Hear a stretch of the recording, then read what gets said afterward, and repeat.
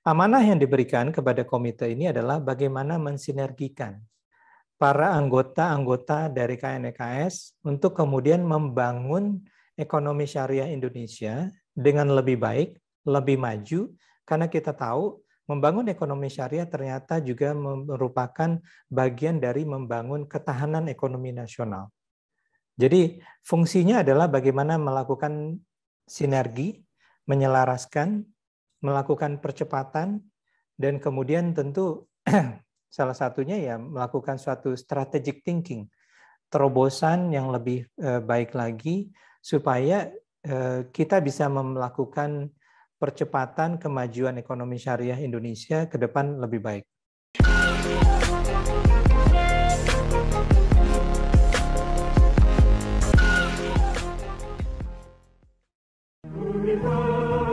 Universitas Indonesia, universitas kami di ibu kota negara, pusat ilmu budaya bangsa, kami mahasiswa.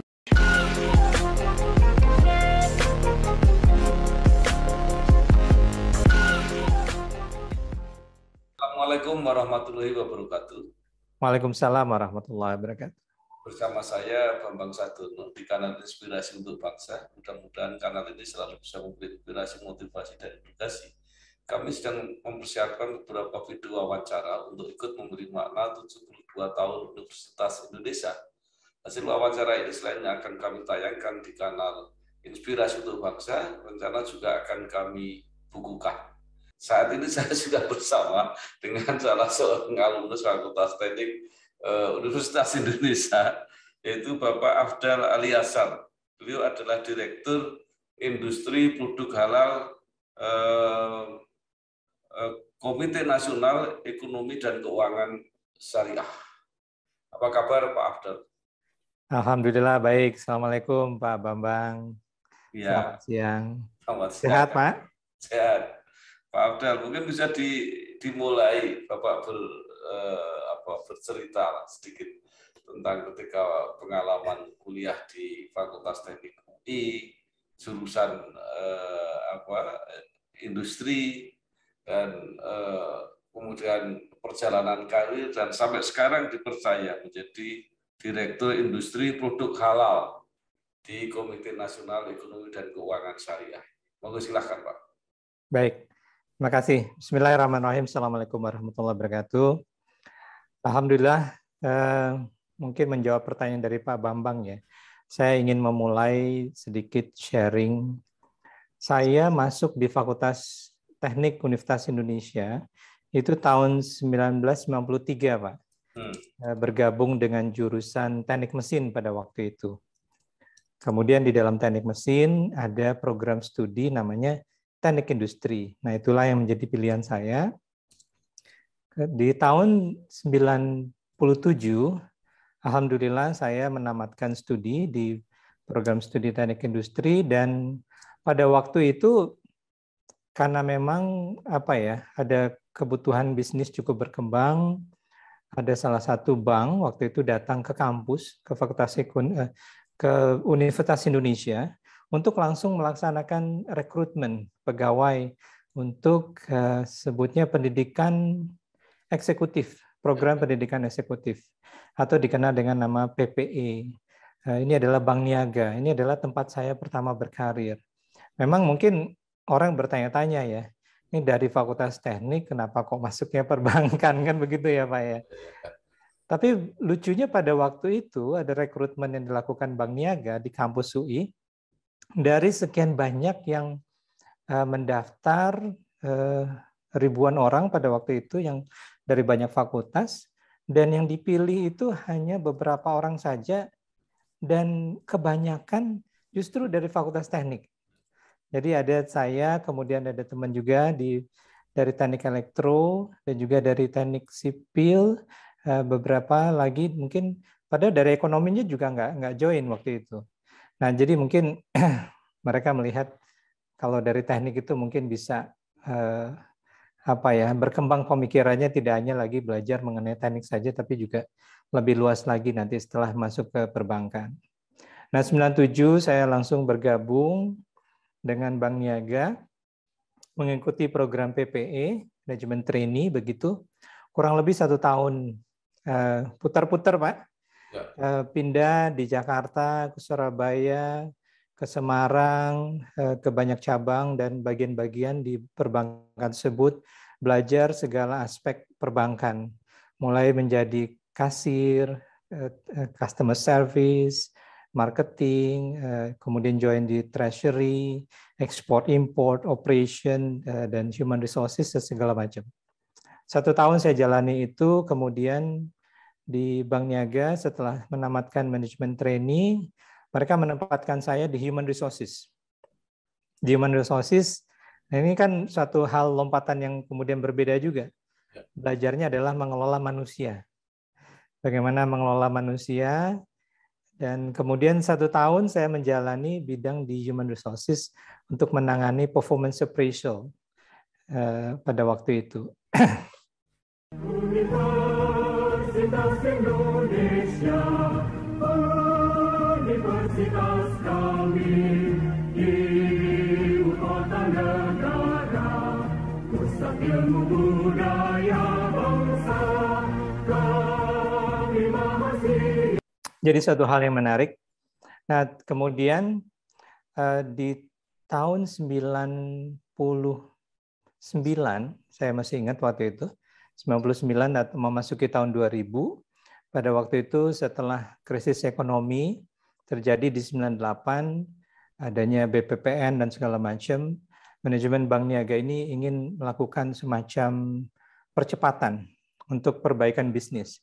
Jadi mereka yang masih muda-muda pada waktu itu diminta untuk, ayo coba kembangkan, aktiflah, mulai masuk ke bagian yang memang core banking sekali, itu masuk ke bisnis. Dan saya kemudian ikut dalam program tersebut. Kita melakukan mutasi, pindah begitu dari human resources, pindah ke investment services group. Jadi suatu bidang di dalam perbankan yang cukup unik. Investment services group lebih banyak sebenarnya berhubungan dengan pasar modal. Kami menjadi custodian bank dari fund manager yang melakukan transaksi saham, obligasi, dan surat berharga di pasar modal. Settlement-nya, perhitungan NAV-nya, dan segala macam dilakukan di bank custodian. Jadi itulah mulai saya berkarir di bidang investment services group di Bank Niaga di awal tahun 2000-an. Nah, pada waktu itu juga kemudian saya mengambil license sebagai fund manager juga untuk meningkatkan kemampuan sampai dengan 2006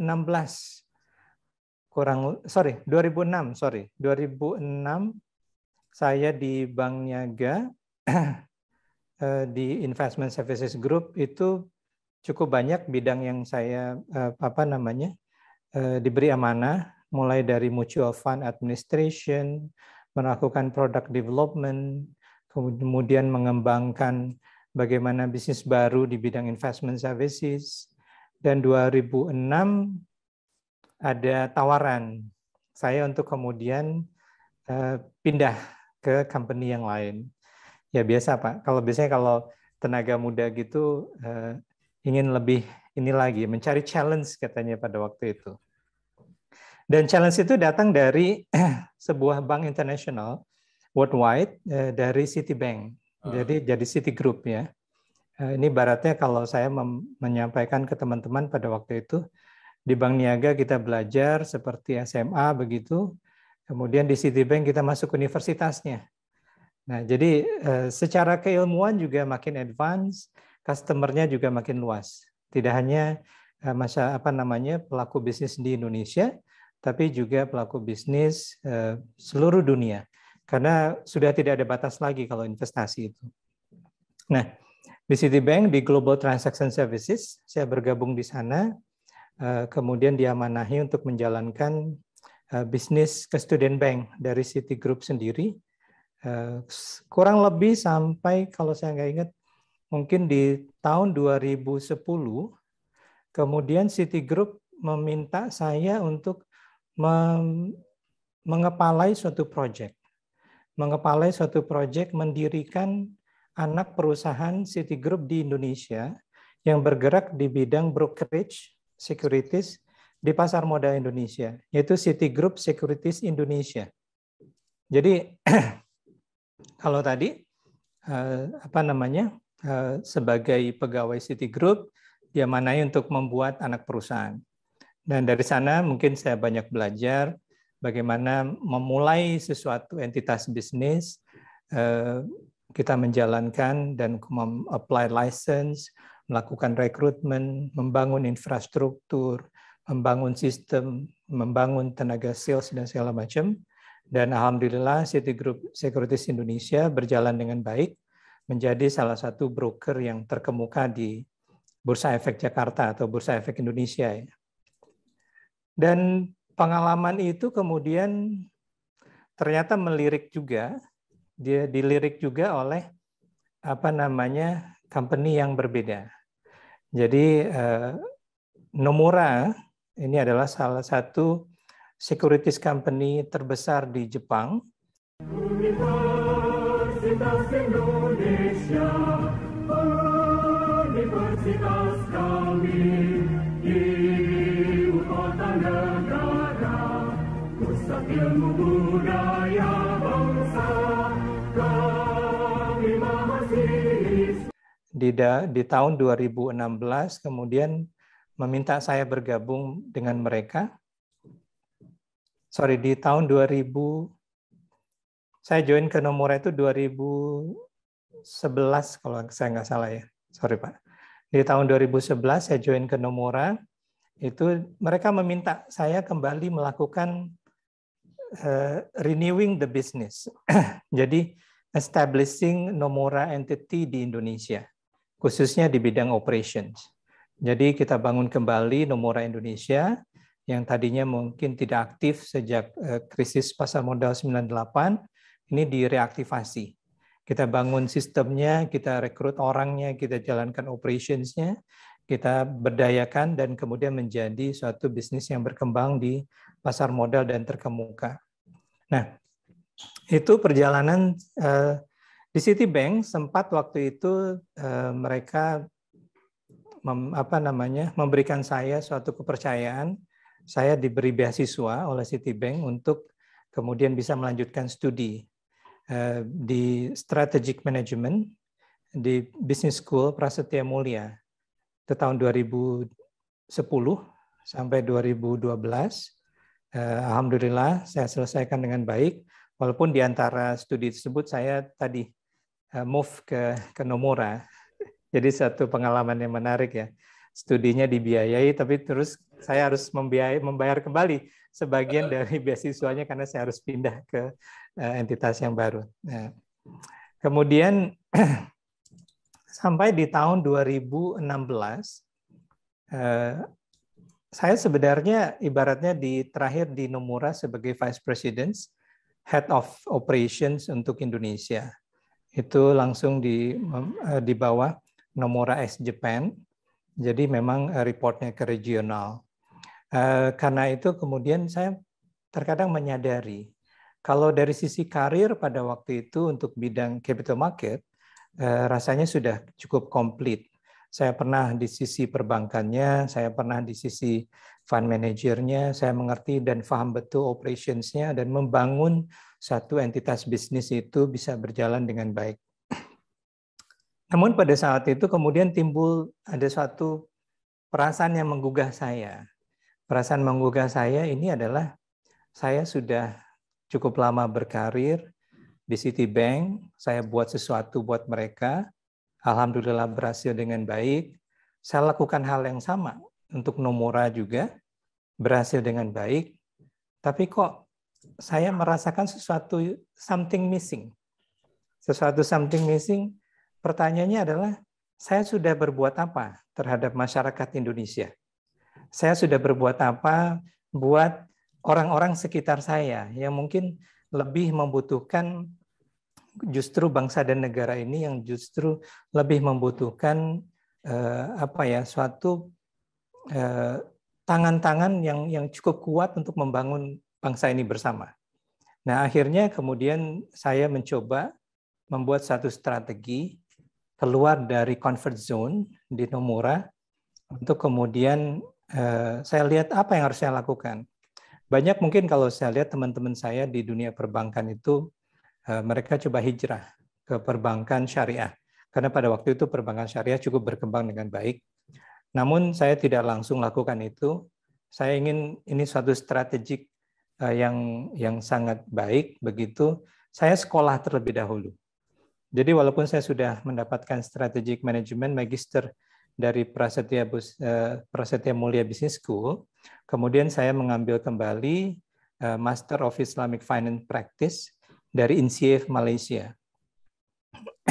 Ya, jadi berbekal dengan master degree dan keilmuan dari Islamic Finance yang saya dapatkan, ini ternyata pergaulannya berkembang. Tidak hanya terbatas di pasar modal, lebih luas lagi, banyak kenal lebih banyak orang, networknya makin meluas, dan ternyata sangat-sangat menarik. Bisa mendalami suatu bidang yang lain yang berbeda. Mungkin selama ini saya lebih banyak di perbankan dan pasar modal. Dan kemudian pada 2016 akhirnya saya memutuskan untuk resign dari Nomura. Jadi ini pengalamannya menarik nih Pak Bambang. Sampai saya itu diminta oleh company saya untuk mencarikan pengganti saya sendiri. Jadi saya 6 bulan melakukan pencarian pengganti saya dan akhirnya menemukan orang yang tepat untuk menggantikan posisi saya, baru kemudian saya resign dari Nomura dan saya memulai bisnis baru, membangun perusahaan sendiri, kemudian juga membangun yayasan wakaf, ingin mengaplikasikan apa yang selama ini mungkin sudah saya coba pelajari dan coba mungkin saya miliki untuk pengembangan ekonomi umat lebih tepatnya.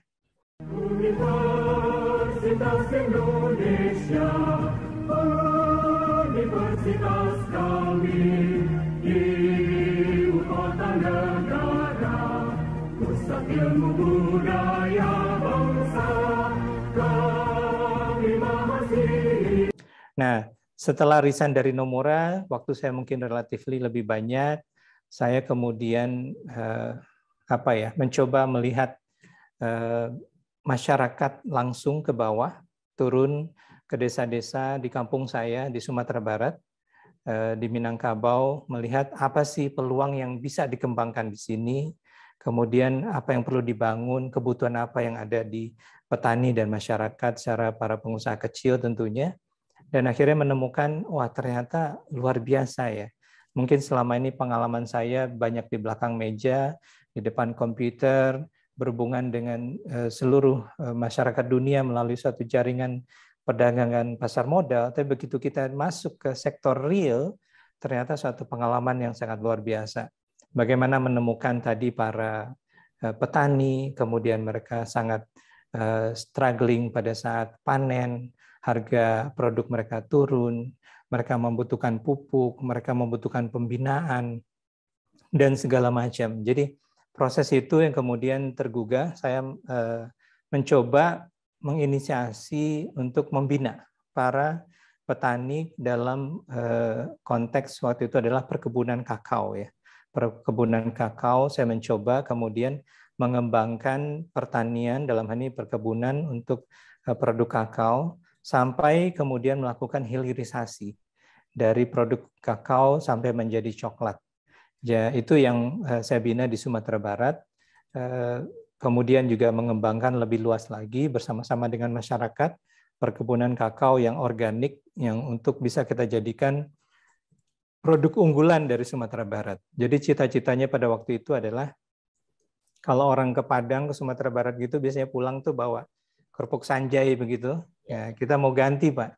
Mau ganti kalau pulang nanti ya udah bawa coklat gitu kan, atau bisa menikmati coklat karena memang kenapa coklat suatu produk yang sangat menarik yang hanya hidup di negara tropis. Jadi kakao itu adanya di negara tropis, tapi kenapa orang Eropa, orang Amerika sangat punya coklat yang berkualitas, padahal tidak satu pohon pun hidup kakao tersebut di Eropa dan di Amerika. Jadi itu satu hal yang sangat menarik yang mungkin kita bisa lihat dari sana. Kemudian Untuk Yayasan Wakaf, kita mengembangkan wakaf produktif. Saya bersama dengan istri, kemudian juga kita memiliki suatu chain business juga di bidang kesehatan dental di gigi. Kemudian membuka juga klinik wakaf produktif untuk kesehatan masyarakat. Nah, bersama juga dengan beberapa teman, yaitu ada Ustadz Banu dari Fakultas Ekonomi Universitas Indonesia. Kita membangun yayasan, membangun aset wakaf produktif, tapi dengan suatu konsep yang berbeda. Konsep yang berbeda yang sampai sekarang kami coba laksanakan itu adalah aset wakafnya harus dijalankan oleh wakaf operator yang proven, yang bisnisnya memang sudah terpercaya, sudah berjalan dengan baik. Nah, aset wakaf inilah yang kemudian dikembangkan secara profesional. Net income dari net profit dari aset wakaf tersebut baru kemudian kita pakai untuk manfaat wakaf, untuk beasiswa, bantuan anak yatim, bantuan duafa, membangun lebih banyak lagi katakanlah layanan-layanan services buat masyarakat.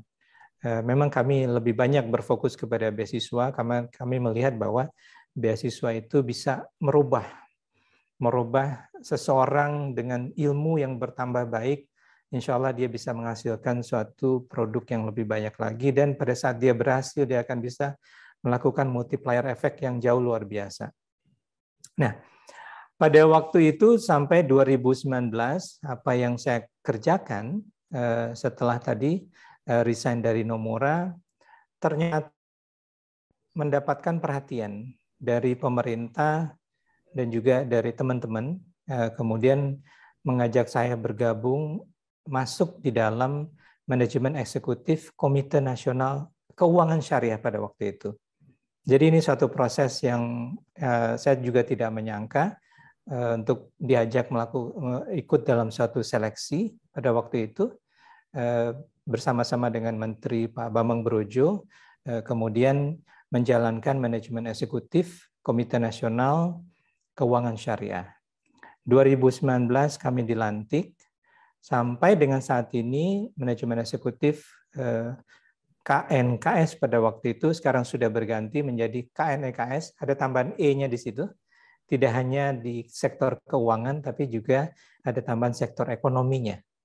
Karena ternyata mengembangkan keuangan syariah tersebut tidak bisa didorong-dorong terus kalau basic underlying transaction-nya tidak diperbaiki.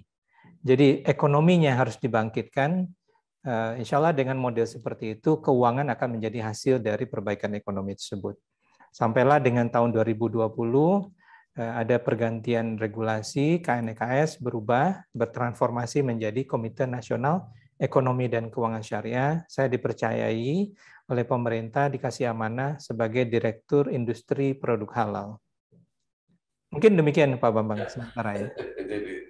Universitas Indonesia, universitas kami, ibu kota negara, pusat ilmu budaya bangsa, kami mahasiswa. Ini luar biasa sekali, sebuah pengantar yang saya kira sangat lengkap untuk menjelaskan, karena Pak Afdal ini sudah praktek di lembaga keuangan yang umum gitu ya, yang nanti saya tidak tahu bedanya dengan di syariah seperti apa, tapi Bapak juga menjalani model-model tadi kegiatan yang berdasarkan syariah. Nah sekarang digabung gitu, kira-kira seperti itu. Nah mungkin Pak Afdal bisa menjelaskan apa sih bedanya, misalnya ekonomi yang tidak syariah dengan yang syariah, bisnis yang syariah dan mana yang tidak syariah, karena untuk beberapa orang itu kelihatan hampir sama kadang-kadang, dan juga ada yang mengatakan bahwa di luar Indonesia itu ada juga model-model yang tidak pakai nama syariah tetapi prinsipnya sama. Nah ini mungkin bisa diawali dari situ Pak, silakan Pak Abdul. Iya. Mungkin kalau kita bicara mengenai ekonomi syariah ataupun keuangan syariah, biasanya orang melihat dalam dua bentuk. Ada dari sisi formnya, ada dari sisi substansinya. Kalau berbicara bentuk formnya, itu akan kemudian diskusinya berkembang kepada akad. Bagaimana akad transaksinya? Apakah itu akadnya yang memang sudah ada fatwanya atau belum? Kemudian ya tentu kalau akad ini kan ibarat hukum ya Pak Bambang. Jadi hukum yang kemudian melandasi bagaimana suatu transaksi yang dibuat memang untuk menghindari praktek ribawi di sana, kemudian juga menghindari praktek katakanlah hal-hal sifatnya yang uncertainty, jadi hal yang tidak menentu ya, kemudian atau kita sebut dengan qarar begitu, dan juga hal-hal yang tentu dihindari adalah yang sifatnya spekulasi ataupun suatu hal yang memang tidak baik ya. Jadi oleh karena itu mungkin katakanlah dari sisi keuangan syariah memang formalitas akad itu yang kemudian kelihatan di masyarakat. Namun sebenarnya behind itu semua, ekonomi dan keuangan syariah itu adalah suatu konsep yang memang berbasis bagaimana pemberdayaan masyarakat, pemberdayaan ekonomi dengan cara lebih baik. Tentu adanya terjadinya semacam pemerataan.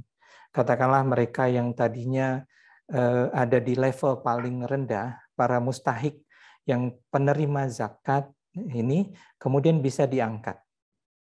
Bisa diangkat, bisa menjadi pelaku usaha, bisa memiliki pekerjaan atau bisa memiliki usaha sendiri.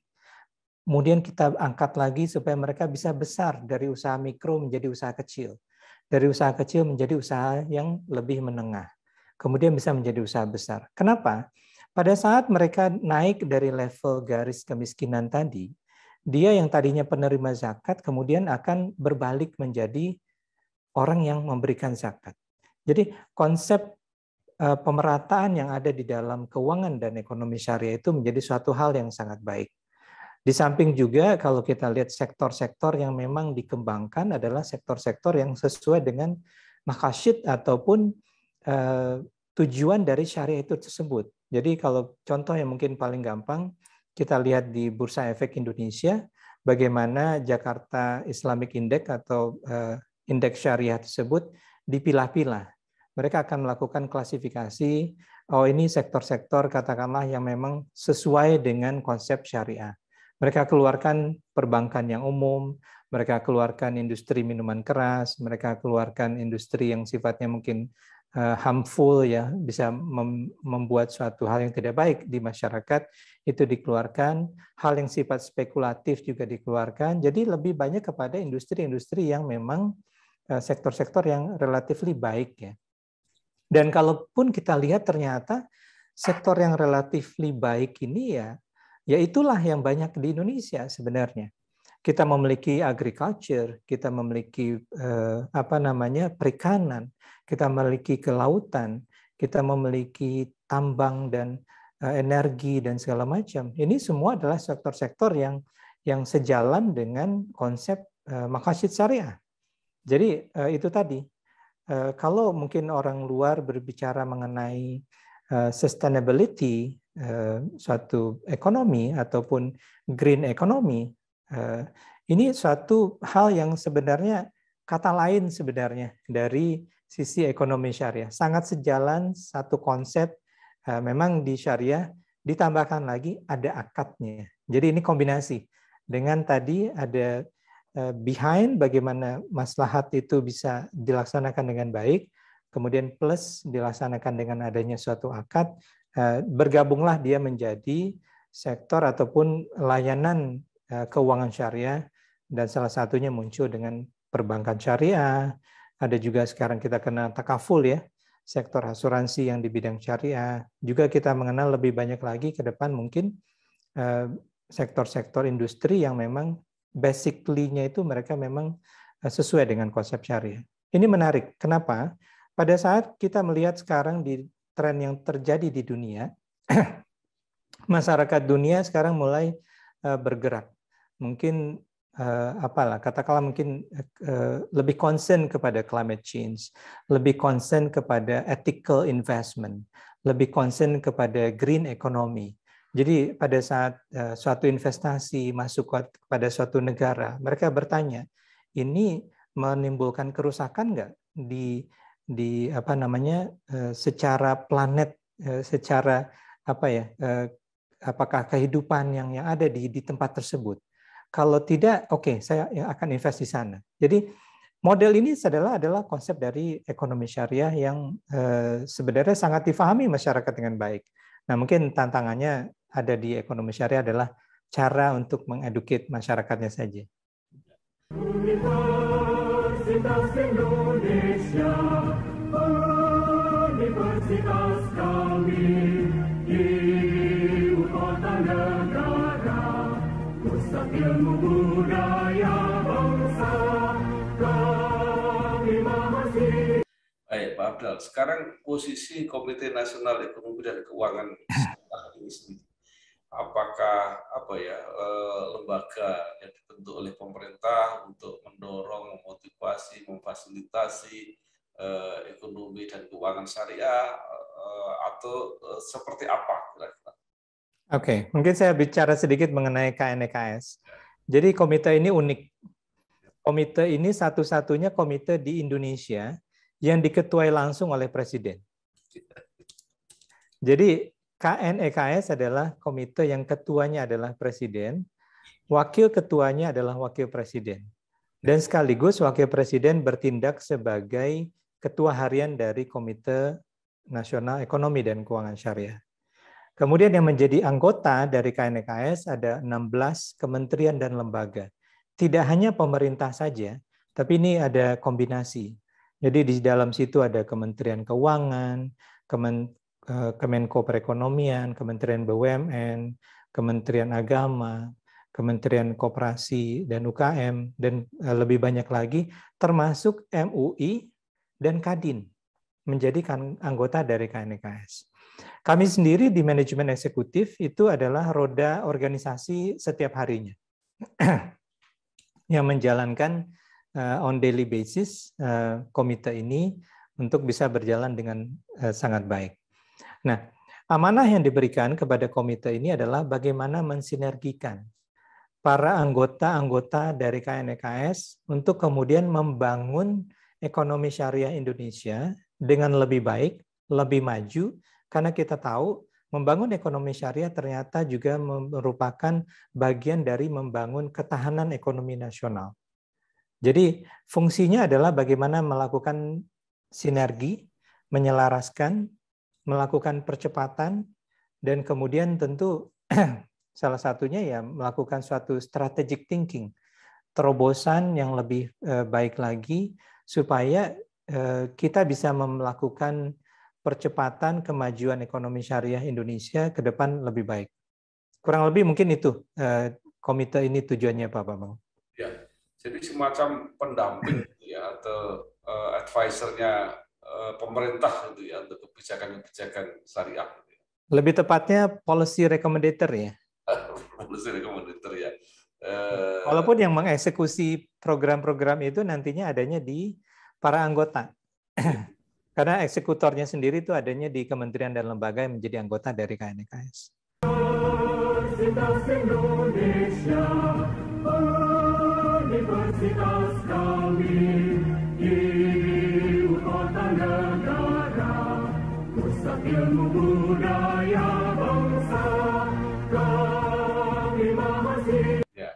Nah, kemudian yang juga menarik adalah mungkin ini juga yang jadi pertimbangan karena mayoritas penduduk Indonesia itu kan Muslim gitu ya.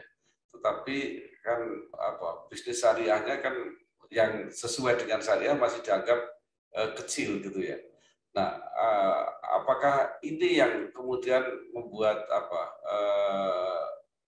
KNEKS ini punya program untuk menjadikan Indonesia sebagai pusat gravitasi untuk ekonomi dan bisnis syariah?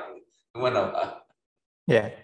Jadi kalau kita lihat dari sisi tadi ya, aset dan juga potensi yang kita miliki, memang kita melihat masyarakat Indonesia itu 80% lebih.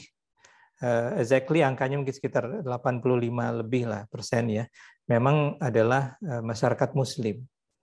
Secara theoretically mereka ini adalah masyarakat atau konsumen yang membutuhkan produk halal, yang membutuhkan jasa keuangan syariah, yang membutuhkan industri-industri yang related dengan perekonomian syariah. Theoretically seperti itu. Namun pada kenyataannya kita lihat bahwa katakanlah misalnya di sektor perbankan syariah, kenapa market size perbankan syariah kita ya tidak besar. Masyarakat kita mungkin lebih banyak memakai perbankan konvensional dibandingkan perbankan syariah. Ini salah satu isu yang menjadi tantangan juga. Nah, kami melakukan suatu kajian yang secara sistematis tentu kita lihat bahwa hal ini tidak hanya disebabkan oleh perbankan ataupun lembaga keuangan syariah yang saat ini mungkin secara inovasinya belum seinovatif kompetitor mereka yang di perbankan konvensional. Secara aset juga mungkin belum sebegitu besar, apalagi mereka ketinggalan di bidang teknologi dan di bidang human resources. Contoh yang paling simpel adalah pada saat melakukan rekrutmen pegawai. Nah, pada saat rekrutmen pegawai, lulusan UI misalnya, kalau kita tanya, Anda mau masuk bank mandiri atau mau masuk salah satu bank syariah, gitu, katakanlah, mereka pasti akan memilih perbankan konvensional yang sudah kategorinya udah top seperti itu. Nah, jadi top talents, best talents itu kemudian akan ketarik lebih banyak di sektor-sektor konvensional. Nah, kemudian kita mencoba mengolah ini semua, bagaimana caranya supaya bisa ekonomi syariah ini bisa tampil, bisa lebih baik lagi di masyarakat. Nah, KNKS mencoba menstrategikan. Kita harus melakukan semacam percepatan yang tidak hanya percepatan yang gradual. Ini betul-betul harus melakukan suatu lompatan besar yang kemudian bisa menghadirkan layanan, apakah itu keuangan dan ekonomi syariah kepada masyarakat dengan jauh lebih baik. Nah, salah satu yang kami lakukan di KNKS beberapa waktu yang lalu adalah melahirkan layanan syariah dari link aja. Jadi ini pada waktu itu saya dan teman-teman melihat bahwa digital payment itu berkembang dengan sangat cepat sekali. Ada ada sebut saja mungkin ada GoPay, ada OVO, ada beberapa lagi Dana dan lain segala macam. Masyarakat mulai terbiasa melakukan pembayaran dengan digital. Tapi yang syariahnya pada waktu itu belum ada.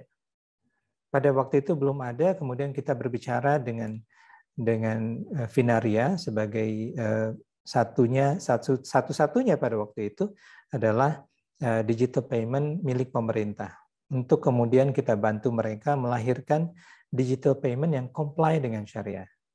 Kami juga berbicara dengan pelaku marketplace, dengan Bukalapak, dengan Tokopedia, dengan Shopee, dengan Blibli. Ayo dong kita buka segmen halal di marketplace Anda. Supaya ada segmentasi yang kemudian masyarakat melihat bahwa ekonomi syariah, keuangan syariah itu bisa berkembang sejalan dengan perkembangan teknologi dan perkembangan bisnis. Nah, ini suatu hal yang menarik. Saya sampaikan ke Pak Bambang dan para pemirsa. Contoh yang paling menarik itu adalah pembayaran kurban. Ya. Pembayaran kurban yang tadinya mungkin relatively kalau masyarakat berkurban itu membayar kurbannya kepada masjid-masjid ataupun mungkin ke lembaga filantropi seperti dompet duafa, rumah zakat dan segala macam melalui programnya. Tapi dengan adanya pembayaran kurban masuk di marketplace, itu jumlah pembayaran kurban itu menaik beberapa ratus %. Angkanya luar biasa. Ini kami melihat suatu hal yang sangat baik ya bagi masyarakat, suatu terobosan. Ternyata jalur-jalur yang selama ini mereka dekat dengan keseharian mereka, ini bisa mereka laksanakan untuk kegiatan mereka sendiri. Mereka berkurban bisa lewat marketplace. Mereka mau bayar donasi, sekarang datang ke masjid-masjid sudah ada QR. Nggak perlu lagi itu tenaga takmir di masjid itu setiap Jumatan menghitung gitu ya uang receh gitu, kemudian setor lagi ke bank. Kita harus robah pola itu dengan mengenalkan QR, mengenalkan cara berdonasi yang lebih advance, dan juga ini baik untuk generasi muda karena generasi muda juga suka berbelanja, suka berinvestasi, dan informasinya adalah reksadana yang dibeli melalui channel-channel marketplace itu lebih dari 50% adalah reksadana syariah. Jadi ini suatu temuan-temuan yang mungkin saya ungkapkan kepada teman-teman, kepada pemirsa semuanya, bahwa keuangan syariah, ekonomi syariah itu harus hadir di sekitar kita, dekat dengan konsumennya, bisa melayani konsumen sebagaimana perkembangan bisnis dan teknologi yang terjadi. Itulah yang dikerjakan oleh KNEKS. Universitas Indonesia, universitas kami, ibu kota negara, pusat ilmu budaya bangsa, kami mahasiswa. Tak anak muda yang berani, sibuk sampai nggak bisa ngajuin KPR di bank. Iya nih. No worry, kan ajuinnya praktis dengan sentuhan jari. Rumah atau liburan ya? Stop galau, angsurannya panjang sampai 30 tahun. Punya rumah dan liburan juga bisa. Ngembangin usaha atau ajuin KPR ya? Nggak usah ragu, cukup bayar bunganya, lo udah bisa punya rumah sendiri. BNI Gria Gue, solusi generasi muda untuk ambil langkah berani. Berani dong. Pak Oda, kita punya pengalaman ya, Bang Syarif, sudah lama dulu dengan Bank Muamalat. Tetapi tidak begitu sukses lah gitu ya kira-kira. Kemudian pemerintah mengambil kebijakan untuk unit syariah dari bank-bank pemerintah dijadikan satu sekarang, menjadi Bank Syariah Indonesia (BSI). Nah, bagaimana sekarang performanya itu sebenarnya?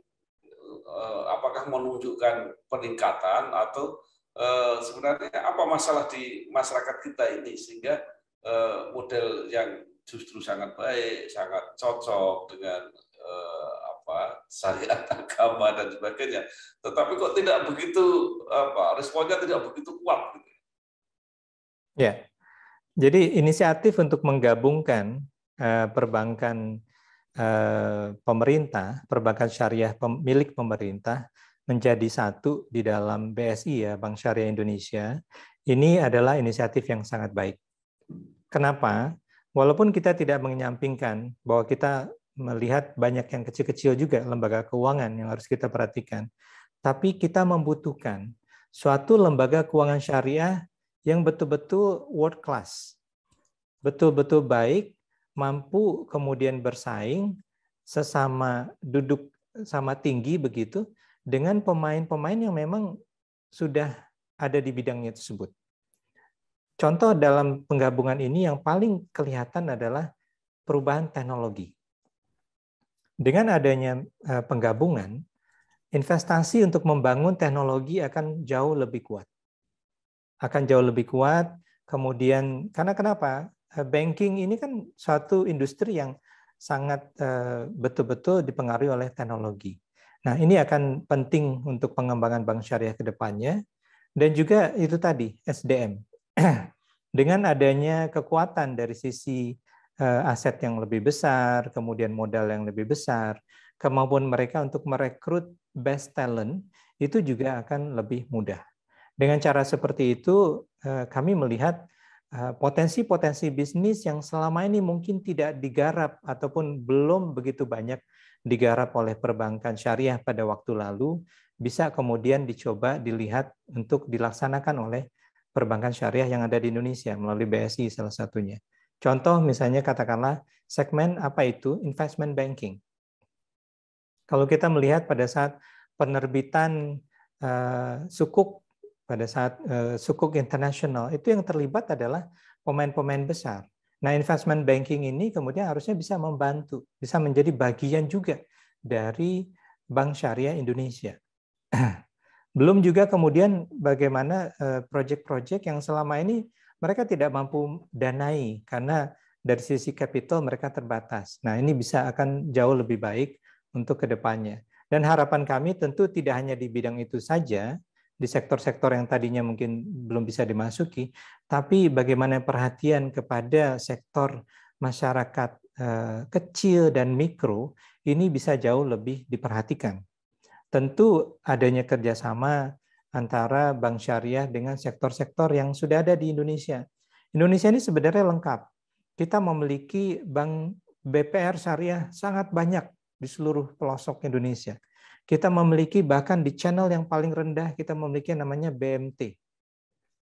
Nah, layer-layer ini akan harusnya bisa menjadi suatu perpanjangan tangan dari perbankan syariah yang kuat, yang besar tadi, kemudian bisa memberikan layanan inklusi keuangan syariah kepada masyarakat. Jadi masyarakat yang tadinya mungkin tidak tersentuh, mereka masuk golongan non-bankable, ini bisa melalui channeling tadi, bisa ditolong, kemudian bisa diberikan pemberdayaan yang lebih baik.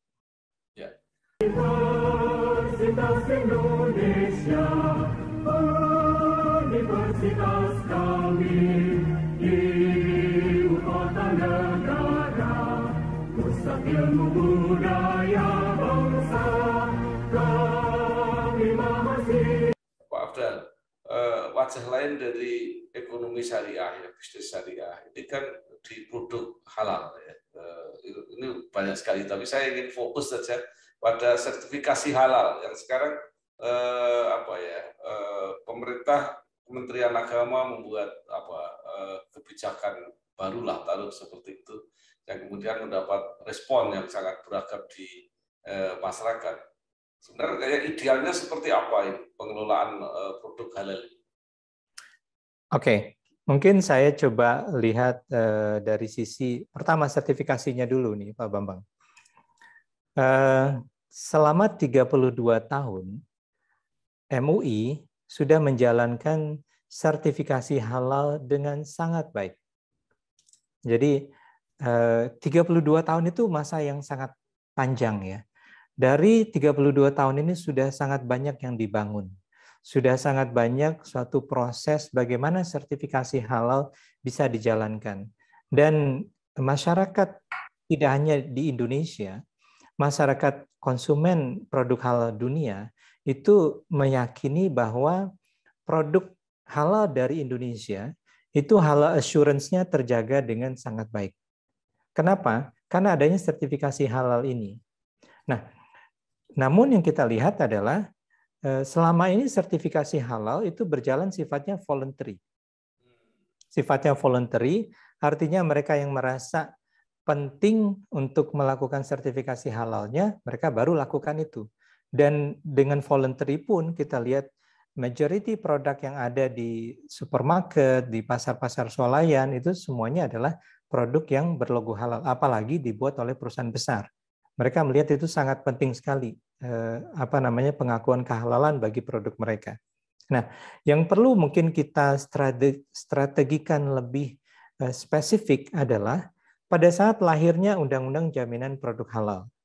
Undang-Undang 33 mengenai jaminan produk halal yang lahir di tahun 2014, diimplementasikan di tahun 2019, BPJPH sendiri berdiri tahun 2017, ada suatu mekanisme yang mungkin perlu kita lihat bahwa undang-undang ini ternyata tidak hanya mengenai lapisan mereka yang selama ini voluntary melakukan sertifikasi halal, tapi ternyata dia berimplikasi kepada semua lapisan pelaku usaha yang ada di Indonesia. Mulai dari yang mikro, kecil, menengah, sampai besar, dan korporasi. Oleh karena itu, kita perlu melakukan suatu strategi yang lebih spesifik lagi. Bagaimana sertifikasi halal untuk usaha kecil, untuk usaha mikro, itu harus dibuat tidak ribet. Harus dibuat mudah, harus dibuat cepat pelaksanaannya, dan tidak memberatkan pelaku usahanya. Kenapa? Karena kita bisa membayangkan bagaimana katakanlah misalnya di kantin gitu misalnya ya. Di kantin ada penjual nasi goreng gitu, ya boro-boro disuruh mengisi form untuk melakukan audit sertifikasi halal. Dia masih berpikiran hari ini saya dagang apa enggak, hari ini saya untung berapa, besok saya mau jual berapa banyak. Kalau tiba-tiba kantin di kampus tiba-tiba work from home begitu, belajar dari rumah, ya kantinnya juga tutup. Mereka jadi bingung sendiri, usahanya berubah segala macam. Nah, segmentasi masyarakat kecil ini, sertifikasi halal untuk mereka harus dilaksanakan dengan cara yang berbeda. Oleh karena itu, pemerintah sudah menjawab ini sebenarnya. Di dalam Undang-Undang Cipta Kerja, itu kita dorong masuk bagaimana penyesuaian sertifikasi halal untuk sektor kecil dan mikro menjadi lebih mudah. Kita sebutnya adalah model pernyataan pelaku usaha yang ada pendamping yang akan melakukan verifikasi. Insya Allah dengan model seperti ini, itu sertifikasi halal menjadi lebih simpel dan mudah untuk masyarakat kecil. Nah, untuk masyarakat yang menengah, besar, dan korporasi sifatnya multinational company, ya sudah kita jalankan seperti yang sudah berjalan seperti saat ini. Ada di situ auditor halal, ada lembaga pemeriksa halal di situ, bahkan dengan dorongan pemerintah, sekarang lembaga pemeriksa halalnya tidak hanya LPPOM MUI saja, sudah ada tambahan yang lain. Sudah ada PT Surveyor Indonesia, sudah ada PT Sukovindo, ada 3 LPH yang kemudian menjadi lembaga pemeriksa halal yang bisa melayani tadi industri menengah dan besar. Dan juga sudah ada 9, bahkan mungkin ada di meja BPJPH, yang akan kemudian menjadi LPH lainnya. Termasuk juga lembaga pemeriksa halal yang hadir dari kampus-kampus. Jadi model ini yang kemudian kita kembangkan, bahwa sertifikasi halal harusnya menjadi mudah, menjadi suatu hal yang umum di Indonesia, dan dilaksanakan dengan sangat baik. Jadi itu yang secara konsep ya kita coba kembangkan. Nah, kembali lagi dengan apa yang terjadi saat ini suatu hal yang menarik ya. Saya melihatnya ternyata masyarakat itu concern sekali dengan produk halal. Concern sekali dengan produk halal, adanya perubahan sedikit saja di dalam suatu mekanisme yang terkait dengan sertifikasi halal, mereka menyampaikan concern-nya itu menjadi suatu perhatian. Jadi ini adalah suatu masukan harusnya bagi BPJPH untuk melihat ke depan bagaimana untuk bergerak secara lebih inovatif, lebih baik lagi, bisa melayani masyarakat dengan baik tanpa juga kemudian mengurangi hal-hal yang sifatnya memang sudah baik selama ini. Kita melihat bahwa produk halal itu tidak hanya masalah perlindungan konsumen untuk masyarakat Muslim yang akan mengkonsumsinya, tapi produk halal saat ini itu sudah menjadi bagian dari suatu reputasi bisnis, dari suatu usaha. Dengan adanya logo halal di suatu produk, itu bisnis meyakini produk kami berkualitas, produk kami baik, dan produk kami unggul. Jadi itu satu hal yang mungkin kita perlu jaga bersama-sama, Pak Bambang. Universitas Indonesia, universitas kami, ibu kota negara, pusat ilmu budaya bangsa, kami mahasiswa. Pak Afdan, kita fokuskan saja karena cara mengkomunikasikan kan nanti label halal yang dari MUI itu tidak akan berlaku lagi. Padahal tadi penangkapan saya itu kan berarti tadi ada beberapa otoritas, ada beberapa lembaga yang dulu dilakukan hanya oleh MUI, tapi sekarang ada beberapa, termasuk survei tadi dari kampus, ada Sukovindo, ada dan sebagainya. Jadi bahwa apa yang dilakukan MUI masih akan jalan terus, tapi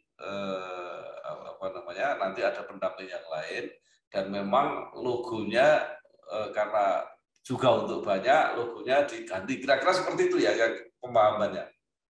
Mungkin saya coba bicara mengenai framework-nya terlebih dahulu. Jadi bagaimana sejak Undang-Undang 33 mengenai jaminan produk halal ini keluar, itu framework sertifikasi halal itu kurang lebih begini. Ada MUI sebagai lembaga yang memang berhak dan menaungi yang namanya fatwa halal. Jadi kalau urusan ini halal apa enggak, itu fatwanya nanyanya ke siapa? Ke MUI. Kemudian karena proses ini adalah proses sertifikasi, ada yang kita sebut dengan pelaksana pemeriksa. Disitulah lembaga pemeriksa halal atau LPH. Salah satu LPH-nya adalah LPPOM MUI. Jadi MUI dalam hal ini Komisi Fatwa dengan LPPOM MUI itu satu hal, dua entitas yang berbeda. Dan kemudian BPJPH sebagai entitas pelaksana administrasi dan sebagai regulatornya. Nah, framework ini yang mungkin perlu kita dudukkan secara baik, kita sampaikan ke masyarakat bahwa fungsi MUI adalah sebagai lembaga pemberi fatwa, pemeriksaannya dilakukan oleh lembaga pemeriksa halal, ada Sukovindo, Surveyor Indonesia, LPPOM MUI, LPH yang dari kampus, yang segala macam, dan naungan regulasinya itu dijalankan oleh BPJPH, administrasinya dijalankan oleh BPJPH. Kurang lebih begitu, Pak. Artinya peran sentral MUI itu masih ada lah ya, kira-kira. Iya, tidak dihilangkan, betul. Karena urusan halal adalah urusan yang memang berangkat dari keyakinan agama Islam. Ya, jadi karena dia berangkat dari keyakinan agama Islam, ya tentu dia akan terkait dengan apa yang kita sebut dengan fatwa. Fatwanya ada di mana? Ada di Majelis Ulama Indonesia.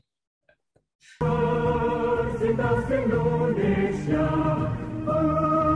universitas kami, ibu kota negara, pusat ilmu budaya bangsa, kami mahasiswa.